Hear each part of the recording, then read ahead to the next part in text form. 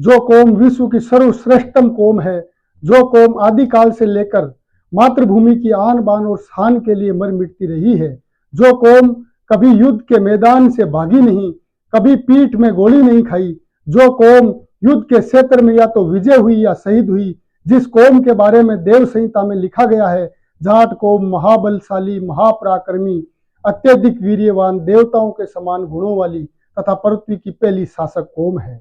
इस कौम के बारे में स्पेन के एक जाट सम्राट अल्वारो ने लिखा है कि मैं उस महान जाट जाति से संबंध रखता हूं जिससे साइरस डरा, जूलियस सीजर कांपा, सिकंदर ने जिसके बारे में कहा कि युद्ध के मैदान में जाटों से बचो, जिसके बारे में लिखा गया है कि जाटों का इतिहास ही भारत का इतिहास है। एक समय था जब बाकी के सब राजे रजवाड़े हार चुके थे, तब इसी जाट कौम के वीर योद्धाओं ने 1857 में अंग्रेजों को 3 बार दिल्ली में हराया। जिस कौम के राजा महेंद्र प्रताप ने सन 1915 में अफगानिस्तान में समांतर सरकार की घोषणा की तथा भारत के प्रथम निर्वासित सरकार के राष्ट्रपति बनकर उन्होंने सेवाएं दी। उन्होंने ही 1909 में इस देश में पहली ITI की शुरुआत की थी। अपनी सारी संपत्ति और जायदाद इस राष्ट्र को समर्पित कर दी थी, दान दे दी थी। राजा महेंद्र प्रताप ने ही 1927 में आजाद हिंद फौज की स्थापना की थी। राजा महेंद्र प्रताप ने ही UNO में भारत का नामकरण कर UNO की नींव रखी थी।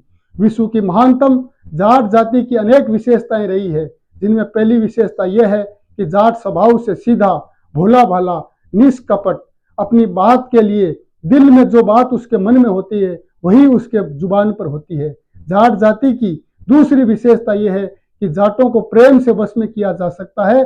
जितना प्रेम से सरल है वश में करना, उतना ही आंख दिखाकर दबाना कठिन है। जाट जाति की तीसरी विशेषता महिला शक्ति का सम्मान करना और पुरुषों के समान उन्हें अधिकार दिए हैं। प्राचीन समय में जब अन्य जातियों के समय विधवाओं को और पुनः विवाहों पर प्रतिबंध रहा, जब इस जाट जाति की नारी को जग जननी मानते हुए इन सभी बंधनों से मुक्त रखा, नारी को बराबर का सम्मान दिया, यहाँ तक कि भगवान को भी अपने हाथ से बनाया खिचड़े का प्रसाद अगर किसी कौम की बेटी ने खिलाया तो हमारी इस जाट कौम की बेटी कर्माबाई जाटनी ने खिलाया।